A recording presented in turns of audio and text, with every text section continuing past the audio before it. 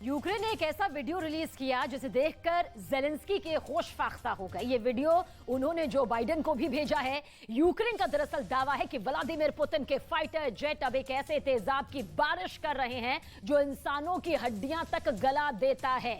Ukraine में इस bomb को रेन ऑफ डेथ कहा जा रहा है, यानी मौत की बारिश करने वाला खतरनाक बॉम्ब।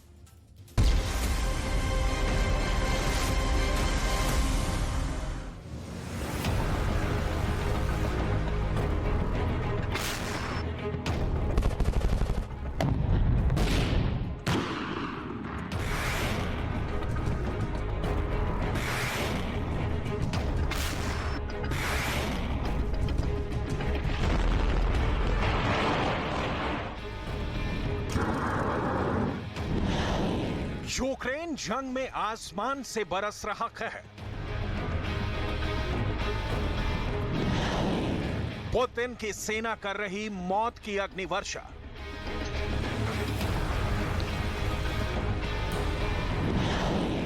डॉनबास में थर्माइट बॉम्ब का खौफनाक अटैक।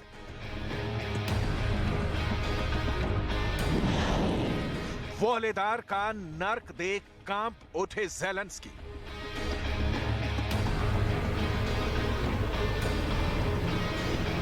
रूस और यूक्रेन के बीच जारी जंग को 1 साल पूरा हो चुका है, लेकिन यूक्रेन में तबाही के बरसते बारूद का मंजर नहीं बदला है। इतना ही नहीं, यूक्रेन के शहरों पर रूसी सेना के मिसाइल हमलों के बीच एक ऐसा वीडियो सामने आया है जिसे देखकर दुनिया दहशत में है।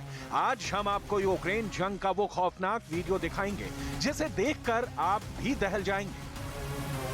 रात के अंधेरे में ये कोई आतिशबाजी की तस्वीर नहीं है, बल्कि जब आपको जमीन पर गिरती इन चिंगारियों की हकीकत पता चलेगी तो आप भी दहल जाएंगे।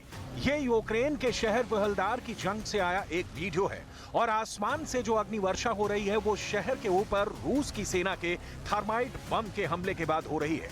आप वीडियो में साफ देख सकते हैं कि आग की चिंगारियां जैसे ही जमीन से टकराती हैं तो उनमें छोटे विस्फोट हो रहे हैं और फिर उनसे सफेद रंग के धुएं का गुबार इस इलाके में चारों तरफ फैलता जा रहा है। यूक्रेन का आरोप है कि रूस की सेना अब जंग जीतने के लिए प्रतिबंधित हथियार का इस्तेमाल कर रही है और अपने आरोप को साबित करने के लिए एक जांबाज ने अपनी जान की परवाह ना करते हुए रेन ऑफ डेथ के बीच इस वीडियो को बनाया है ताकि पुतिन की फौज की हकीकत दुनिया के सामने आ सके।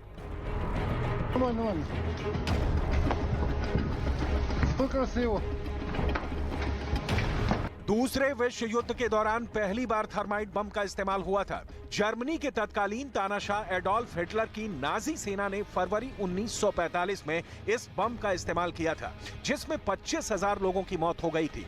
आइए अब आपको ये बताते हैं कि रूस की फौज ने वोहलदार में जिस थर्माइट बम का इस्तेमाल किया, आखिर वो कितना खतरनाक होता है।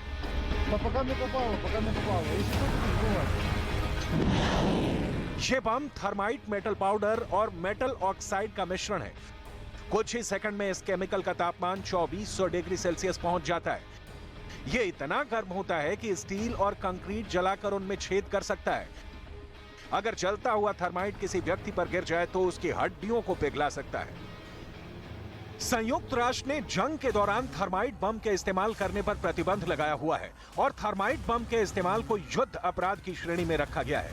लेकिन आप इस वीडियो में साफ देख सकते हैं कि किसी भी कीमत पर यूक्रेन जंग को जीतने की जिद पर अड़े पुतिन की फौज तमाम अंतर्राष्ट्रीय कानूनों को दरकिनार कर ऐसे हथियारों का इस्तेमाल कर रही है जो प्रतिबंधित हैं।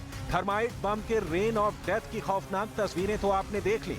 आइए अब आपको एक एनिमेशन के जरिए ये समझाने की कोशिश करते हैं कि आखिर थर्माइट बम का इस्तेमाल कैसे किया जाता है।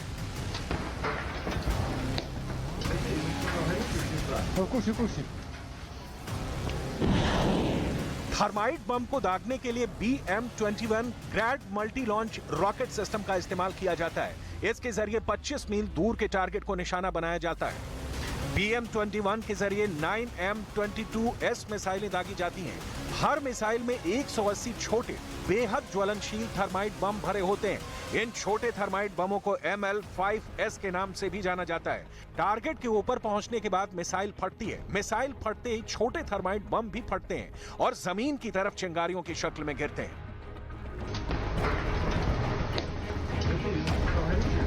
Кушай. Ну, я думал, что это यूक्रेन के राष्ट्रपति वोलोदिमीर ज़ेलेंस्की का भी कहना है कि डॉनबास में जंग ऐसे मुकाम पर पहुंच चुकी है जहां रूस की सेना के बढ़ते कदमों को रोकना मुश्किल होता जा रहा है, क्योंकि अगर जल्द ही रूस की सेना को रोका नहीं गया तो वो डॉनबास के हर शहर को तबाह कर देगी।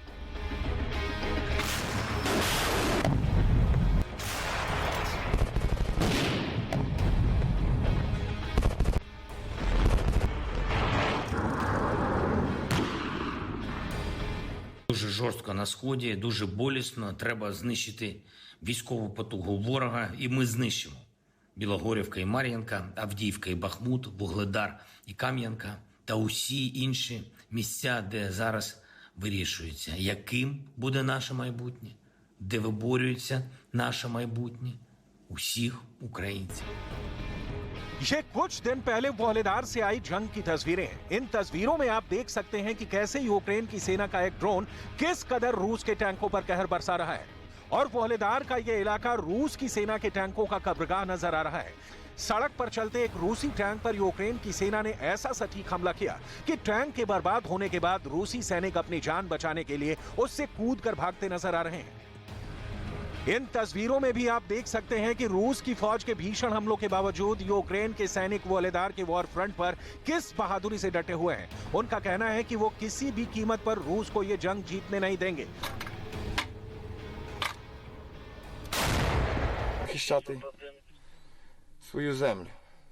Я надіюсь, так кожен думає, що треба обороняти свою землю, тому що якщо ми віддамо землю, то ми встанемось в рабстві, а в рабстві वोहलेदार में जिस कदर रूस और यूक्रेन में जंग छिड़ी हुई है, उसे देखकर लगता है कि पुतिन इस इलाके को जीतने के लिए किसी भी हद को पार करने का फैसला ले चुके हैं और इसीलिए वोहलेदार में रूस की सेना ने थर्माइट बम का इस्तेमाल भी किया।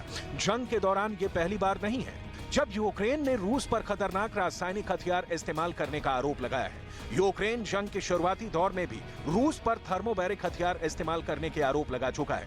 आइए अब आपको यूक्रेन जंग में थोड़ा पीछे लिए चलते हैं और मारियुपोल के अज़ोवस्ताव स्टील प्लांट का एक मंजर दिखाते हैं, क्योंकि इस खतरनाक मंजर को देखने के बाद पूरी दुनिया भी दहशत में आ गई थी।